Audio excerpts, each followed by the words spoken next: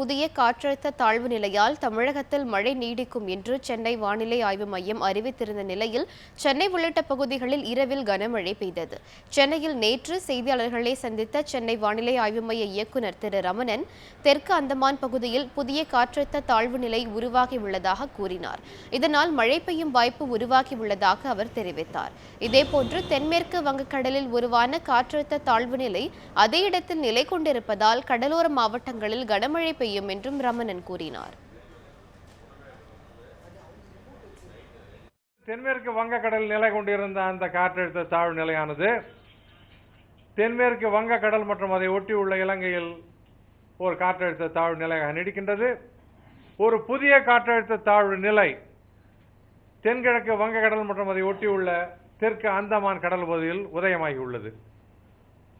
கடந்த 24 மணி நேரத்தை பொறுத்தவரை தமிழகம் மற்றும் புதுச்சேரியில் இரு இடங்களில் மட்டுமே மழை பெய்துள்ளது.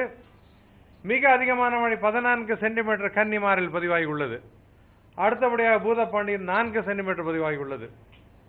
வரும் 24 மணி நேரத்தை பொறுத்தவரை தமிழகம் மற்றும் புதுச்சேரியில் சில இடங்களில் நாம் மழை எதிர்பார்க்கலாம். வட கடலோர மாவட்டங்களை பொறுத்தவரை ஓரிரு இடங்களில் கனமழையும் இருக்கக்கூடும். சென்னை நகரை பொறுத்தவரை வானம் ஓரளவு மேகமூட்டத்துடன் இருக்கும். நகரிலே மழை வரும், சில பகுதிகளில் கனமழையாகவும் இருக்கலாம். இந்நிலையில் சென்னை உள்ளிட்ட வடக்கு கடலோர மாவட்டங்களில் நேற்று இரவு கனமழை பெய்தது.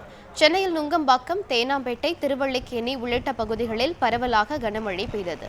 இதனால் சாலைகளில் மீண்டும் தண்ணீர் தேங்கி கிடந்தன. இதனிடையே கனமழை எச்சரிக்கை காரணமாக கடலூர் மாவட்டத்தில் இன்று பள்ளி மற்றும் கல்லூரிகளுக்கு விடுமுறை அறிவிக்கப்பட்டுள்ளது.